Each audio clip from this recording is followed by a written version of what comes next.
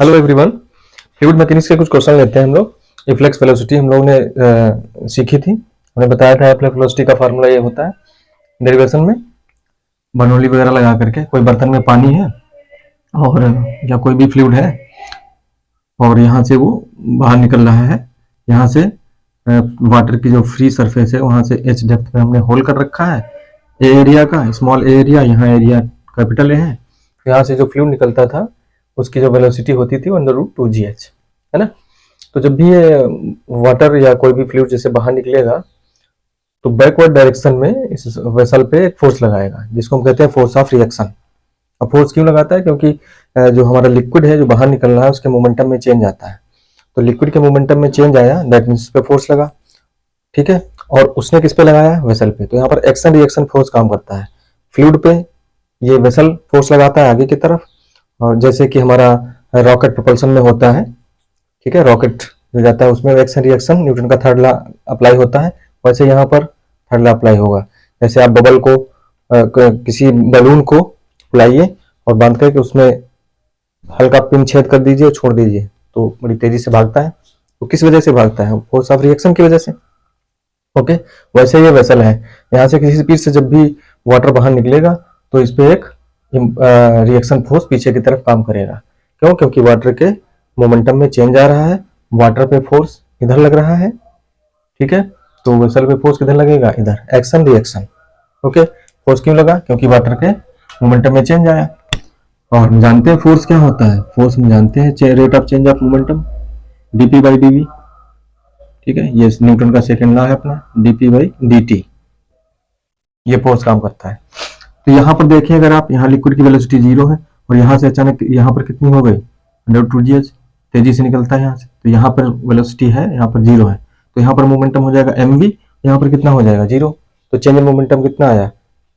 Final minus initial, mv minus 0 मतलब mv आया। मतलब कहने का मतलब जो भी फाइनल मोमेंटम है वही चेंज इन मोमेंटम है, ठीक है। तो चेंज इन मोमेंटम, टाइम के साथ मोमेंटम चेंज हो रहा है वाटर का, तो उस पर एक फोर्स काम कर रहा है फॉरवर्ड डायरेक्शन में, तो वो एक रिएक्शन फोर्स वेसल को पीछे की तरफ देगा।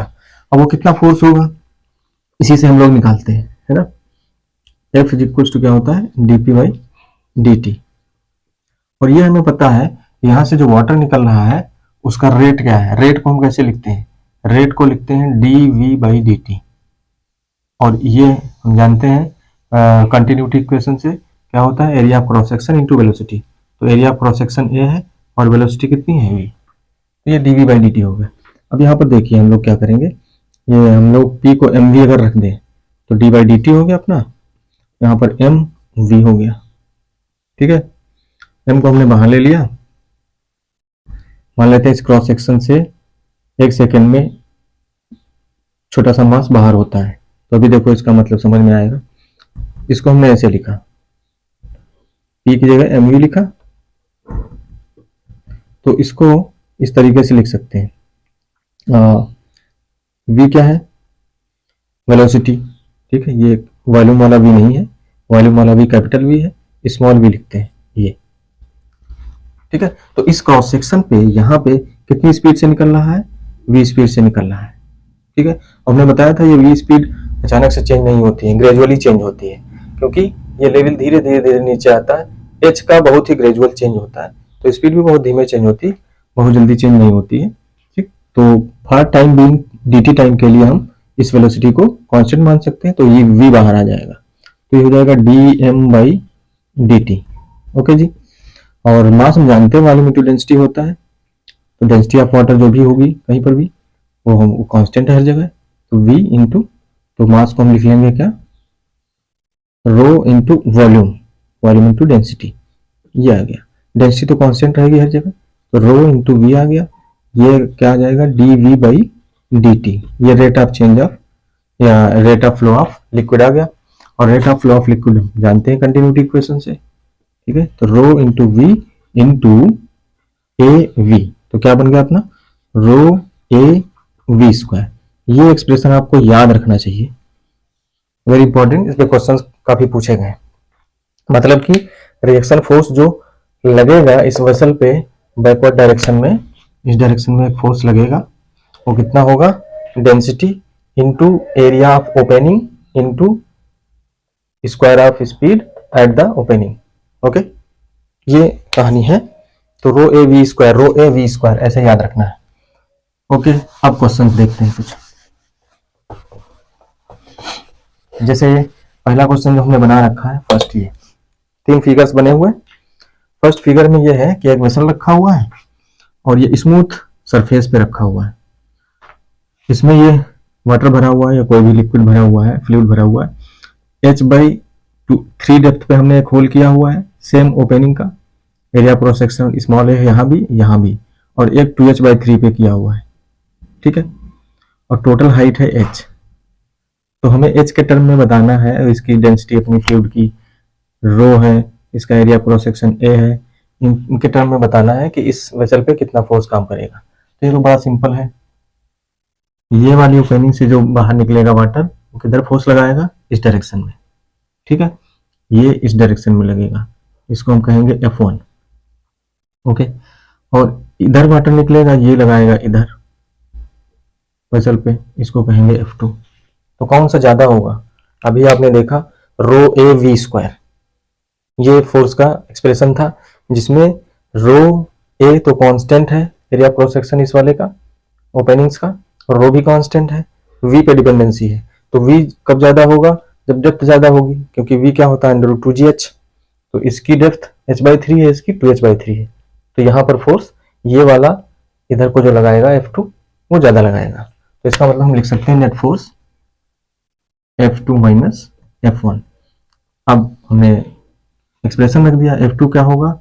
रो ए V2 स्क्वायर माइनस रो ए V1 स्क्वायर, क्योंकि यहाँ पर वेलोसिटी जो निकलेगी, वेलोसिटी होगी फ्लक्स वेलोसिटी V1, और यहाँ पर जो होगी वो V2। तो हमने रो ए कॉमन ले लिया।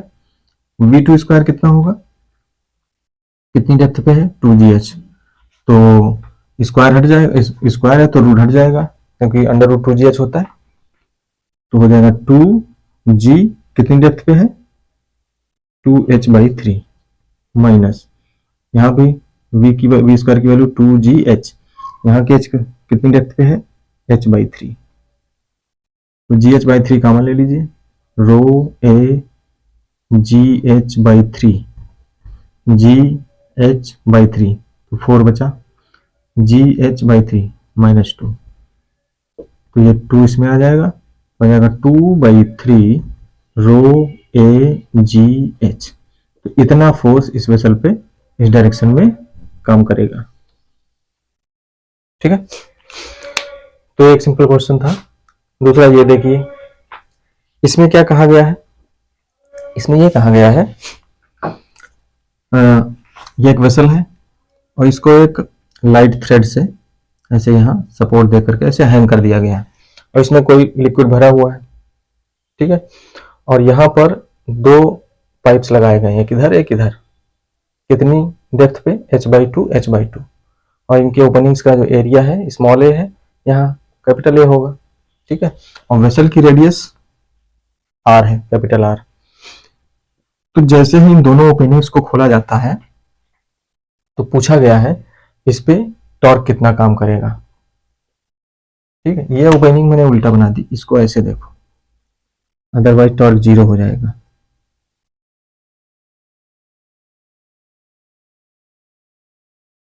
ये ऐसे है, इस तरीके से। ठीक, कैसे 90 डिग्री पे है, ऐसे वेसल में एक पाइप ऐसे और ऐसे निकाल दी गई, उधर ऐसे ऐसे करके। ठीक है, यहाँ पर क्या है? ये 90 डिग्री पे है, ये 90 डिग्री पे है। ओके, तो इस तरीके से ऐसे बना दिया गया, और ये ओपनिंग जब दोनों खोल दी जाएंगी तो वाटर निकलना स्टार्ट कर देगा, इधर से भी और उधर से भी। तो पूछा गया है इस वेसल पे कितना टॉर्क अप्लाई होगा, कितना टॉर्क काम करेगा, कितने टॉर्क से ये रोटेट करेगा। ठीक है, तो सिंपली देखिए, जब ये इधर फ्लूइड बाहर निकलेगा तो किधर फोर्स लगाएगा? इस डायरेक्शन में, और जब ये इधर से फ्लूइड बाहर निकलेगा तो ये किधर फोर्स लगाएगा? इस डायरेक्शन में। तो इक्वल एंड अपोजिट फोर्स बने, कपल बन गया। ये बाहर इधर निकलेगा, तो ये देखिए यहाँ से यहाँ तक की जो ये पाइप की जो लेंथ है वो r है, और फोर्स ये किधर लगाएगा? इनटू द बोर्ड और ये आउट ऑफ द बोर्ड। तो एक फोर्स इधर, इसमें एक फोर्स इधर, क्योंकि इधर यहाँ लिक्विड इधर की तरफ निकलेगा, इधर की तरफ को। तो इक्वल एंड अपोजिट फोर्सेस बने, क्योंकि दोनों की हाइट भी h/2 है, ठीक है, और ये आर्म लेंथ भी r है। तो यहाँ पर फोर्स ऐसे लगेगा, फोर्स इंटू परपेंडिकुलर डिस्टेंस, ये टॉर्क बन जाएगा। यहाँ पर फोर्स ऐसे लगेगा तो फोर्स इंटू परपेंडिकुलर डिस्टेंस, ठीक है, तो यहाँ पर टॉर्क इस तरफ को बन जाएगा, ठीक है। तो यहां से लेकर के यहां तक कितनी डिस्टेंस है, 2r।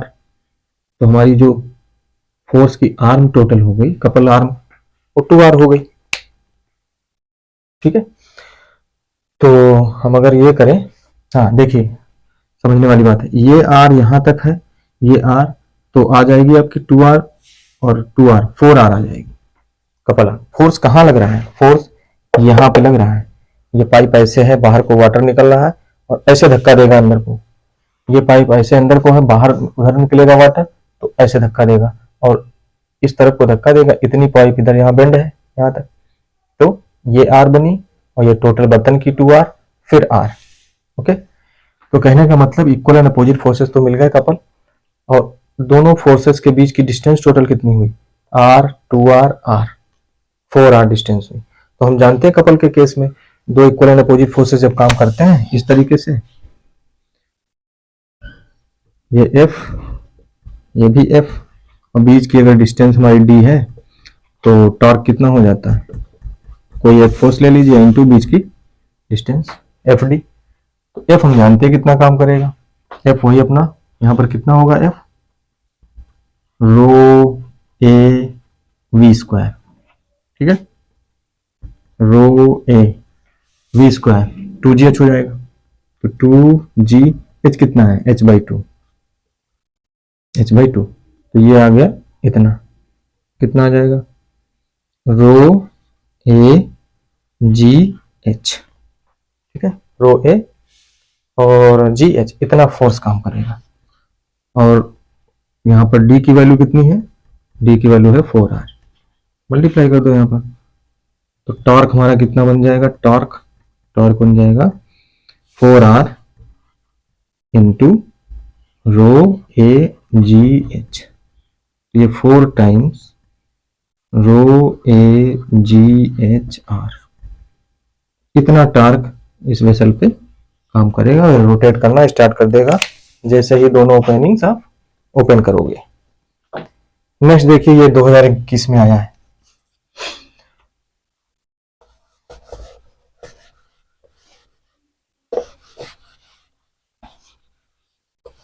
क्वेश्चन की लैंग्वेज क्या है इसमें, एक वेसल है और इसमें एक वाटर या फिर कोई लिक्विड भरा हुआ है।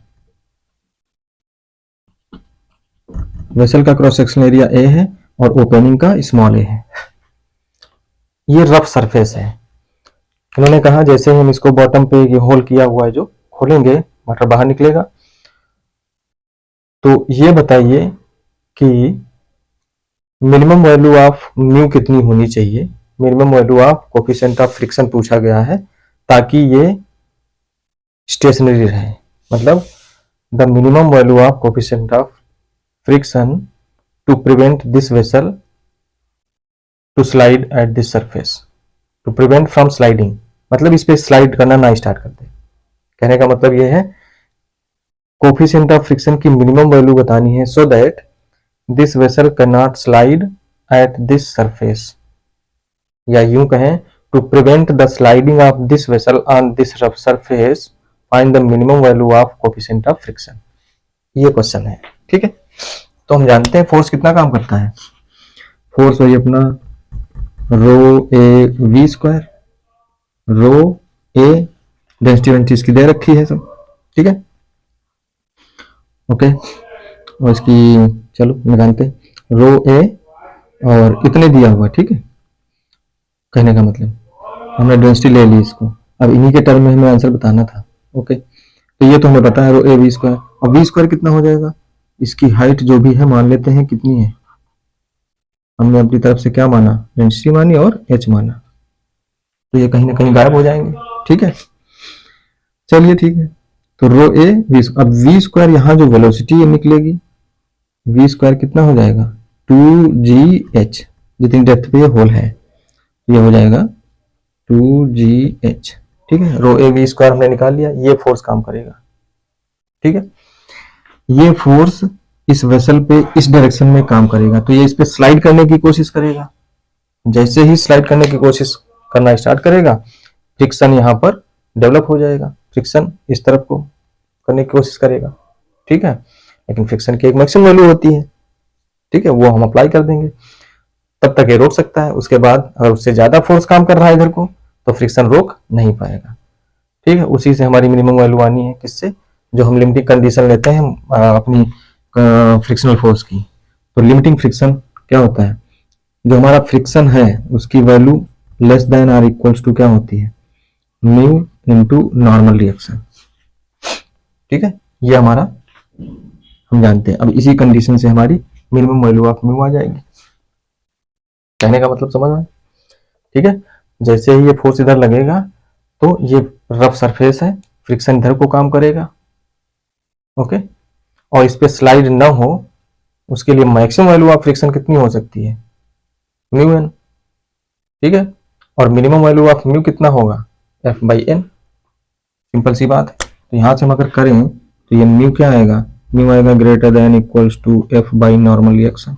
एफ इज द फ्रिक्शन, तो म्यू की वैल्यू ग्रेटर और इक्वल इतना होना चाहिए, तो इसकी मिनिमम वैल्यू फिर क्या होगी, म्यू मिनिमम हो जाएगा एफ बाई एन, इक्वलिटी लगा देंगे। यही हमें फाइंड करना है। ओके, तो sorry, minimum value of mu कितना हो जाएगा, एफ बाई एन। एफ क्या होता है, एफ होता है अपना फ्रिक्शनल फोर्स। ठीक है, ओके। अब इस एफ की जगह हम क्या पुट करें, देखिए ये एफ हमारा ये आया।